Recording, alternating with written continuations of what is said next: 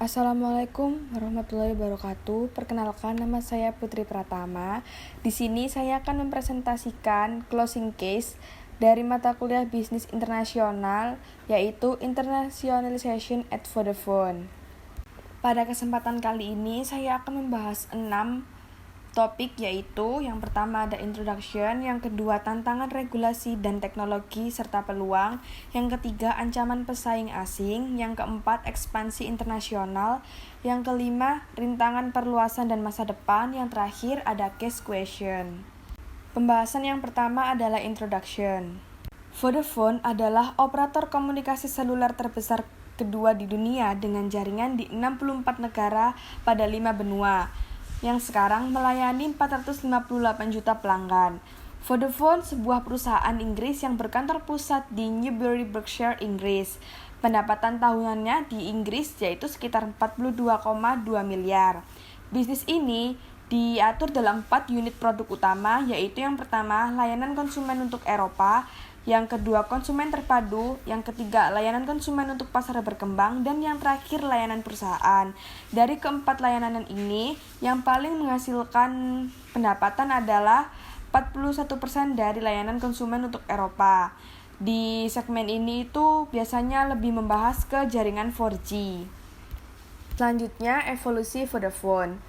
Pada tahun 1980, Sir Ernest Harrison, pimpinan Racal Electronics, sepakat dalam sebuah perjanjian dengan Lord Weinstock dari General Electronic Company untuk memungkinkan Racal mengakses sebuah atau sebagian teknologi radio lapangan pertempuran taktis milik GAC.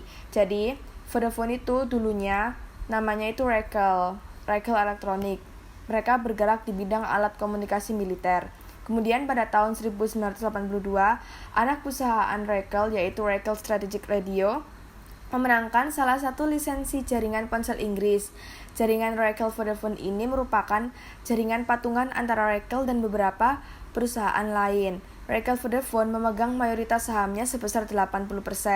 Maka dari itu terbentuklah Vodafone sebagai perusahaan patungan antara anak perusahaan Racal Electronics dengan Millicom dan Hambers Technology Trust. Millicom dan Hambers hanya mempunyai masing-masing 15 dan 5% saham. Jaringan ini kemudian disebut sebagai Racal Vodafone. Kemudian, pada 1 Januari 1985, Vodafone resmi diluncurkan, tetapi kemudian diubah menjadi nama Racal Telecommunication Group Limited.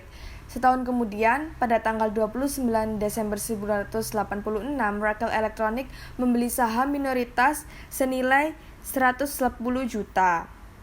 Lalu, pada tanggal 16 September 1991, Racal Telecom dipisahkan dari Racal Electronics sebagai Vodafone Group dan perusahaan telepon mobile pun mulai lahir. Jadi di tanggal 16/1991 ini, Vodafone udah resmi berdiri menjadi sebuah perusahaan telepon mobile. Kemudian selama tahun 1990-an, Vodafone mulai mengkokohkan diri sebagai perusahaan besar di Inggris. Pada bulan Juli 1996, Vodafone mengakuisisi 2/3 Talkland yang belum ia miliki dengan nilai akuisisi sebesar 30,6 juta. Bahasan yang kedua adalah tantangan regulasi dan teknologi serta peluang. Vodafone memulai aktivitasnya pada tahun 1982 sebagai Racal Electronic dan memasuki sektor seluler sipil pada tahun 1985. Jadi awalnya Vodafone itu bernama Racal Electronics dengan memproduksi peralatan komunikasi untuk militer. Jadi awalnya dia itu hanya membuat alat komunikasi di bidang militer.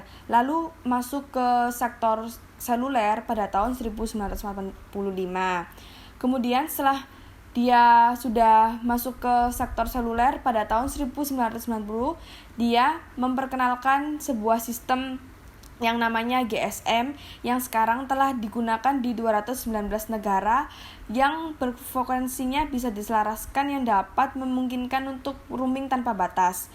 Nah, Vodafone ini merupakan salah satu penyedia layanan telekomunikasi pertama yang mengubah jaringannya ke teknologi baru. Jadi, dia itu sebuah perusahaan yang berani untuk keluar dari zona nyamannya agar dapat memenuhi kebutuhan konsumennya. Bahasan yang ketiga ada ancaman pesaing asing. Ancaman pesaing asing, kedatangan GSM dan penghapusan monopoli negara di telepon seluler Inggris mendorong investor untuk masuk ke industri. Lalu yang kedua, pada tahun 1998 ada 3 operator seluler di setiap negara yang lebih ambisius, yaitu dari Prancis, Jerman, melihat peluang untuk ekspansi dan Vodafone diserang. Jadi di sini tuh setelah adanya GSM di negara Inggris, banyak sekali investor yang masuk ke industri seluler.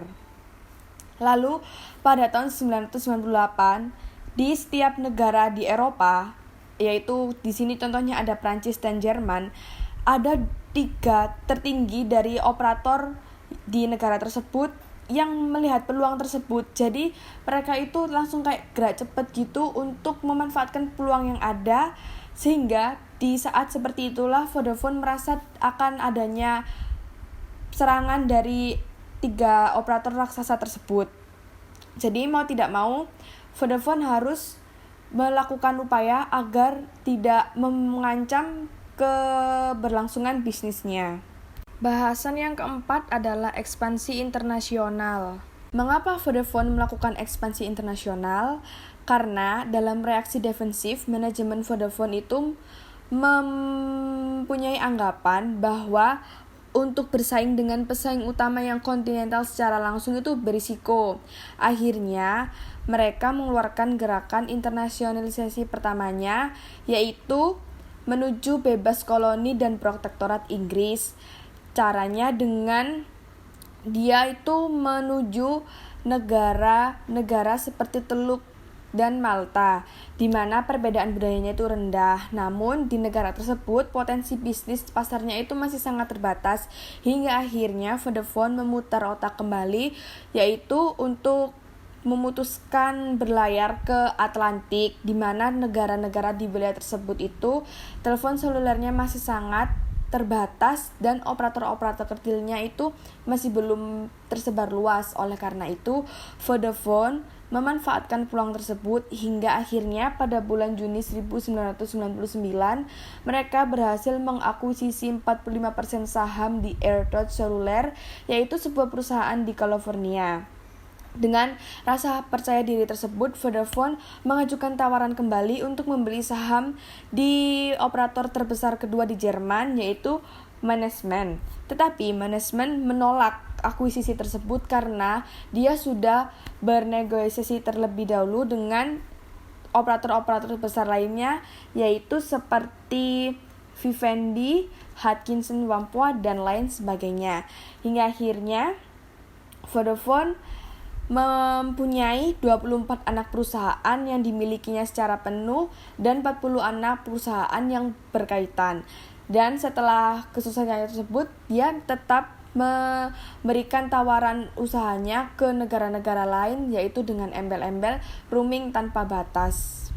Bahasan yang kelima ada rintangan perluasan dan masa depan. Internasionalisasi Vodafone tidak selalu mulus. Adanya ketidaksesuaian teknologi dengan standar nasional di Jepang dan Amerika. Yang kedua ada keinginan pemegang saham akan dividen dan masalah lintas budaya di pasar tertentu telah memaksa manajemen untuk melepaskan dari usahanya di Jepang, Prancis, dan Amerika Serikat. Sehingga hal tersebut mengurangi nilai pasar perusahaan. Nah, perluasan itu tidak semudahnya mulus. Contohnya seperti Vodafone. Vodafone saja setelah mereka melakukan perluasan di negara Jepang dan Amerika, selama ini ternyata ada yang tidak sesuai dengan teknologi yang dia berikan terhadap standar nasional yang telah ditetapkan, hingga akhirnya mau tidak mau Vodafone harus memutus kerjasamanya dengan negara tersebut.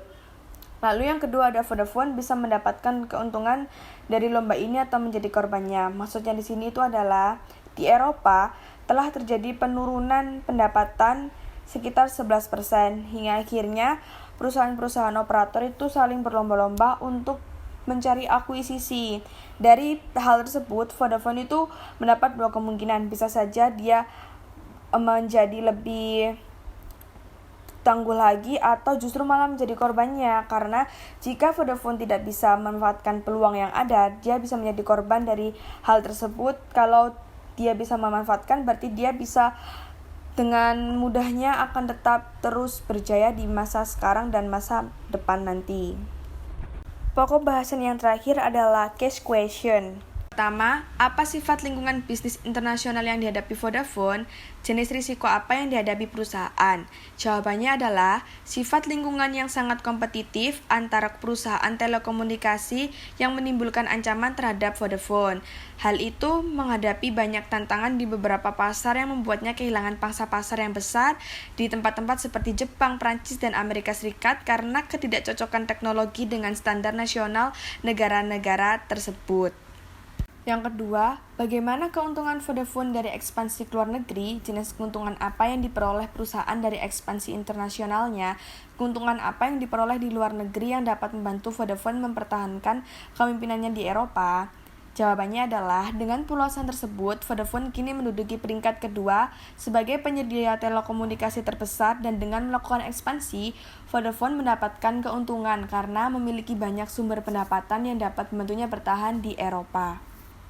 Yang ketiga, apa alasan yang mendasari strategi ekspansi Vodafone untuk berinvestasi di operator nomor 2 di negara target daripada di nomor 1 yang sedang menjabat? Jawabannya adalah, internasionalisasi Vodafone mengakibatkan jaringannya terdiri dari 24 anak perusahaan yang dimiliki sepenuhnya atau mayoritas dan 44 kemitraan terkait dari operasi usaha patungan. Yang keempat, mengapa Vodafone pertama kali melakukan ekspansi ke Amerika Serikat melalui akuisisi 45% saham AirTouch, meskipun tidak ada kompatibilitas teknologi antara Amerika Utara dan Eropa yang membuat roaming dan sinergi lain antara jaringan Inggris dan Amerika Serikat tidak mungkin. Kompetisi apa yang dimiliki perusahaan yang dapat digunakan dalam usaha ini? Jawabannya adalah perubahan dan pertumbuhan yang cepat terjadi di sekitar telekomunikasi. Meningkatkan industri telah membawa keuntungan yang lebih luas bagi Vodafone untuk ekspansi dan meningkatkan pengembangan. Vodafone sendiri harus memperhatikan diri sendiri dalam manajemennya, terutama dalam pemasaran yang berfokus pada manfaat karyawan untuk meningkatkan motivasi kerja dan untuk meningkatkan hubungan kepentingan pelanggan. Selain itu, Vodafone juga harus membuka diri dengan ekstensi pemerintah negara lain untuk memberi mereka lebih banyak kesempatan tanpa membatasi pergerakan mereka. Pertanyaan terakhir, mengapa pemerintah dan publik Jerman menolak akuisisi manajemen oleh Vodafone pada akhir 1999? Adakah kesamaan dengan kurangnya keberhasilan perusahaan mengakuisisi operator lokal Cina atau kepemilikan saham di China Mobile dalam beberapa tahun terakhir? Jawabannya adalah pengambil alihan tersebut ditolak karena manajemen sudah dalam negosiasi dengan perusahaan lain. Hal tersebut semakin memuncak dengan adanya akuisisi direktur manajemen. Dengan adanya hal tersebut menyebabkan grup mempunyai lebih dari 50% korporasi sedangkan pasar Cina gagal. Sekian presentasi dari saya, kurang lebihnya mohon maaf. Wassalamualaikum warahmatullahi wabarakatuh.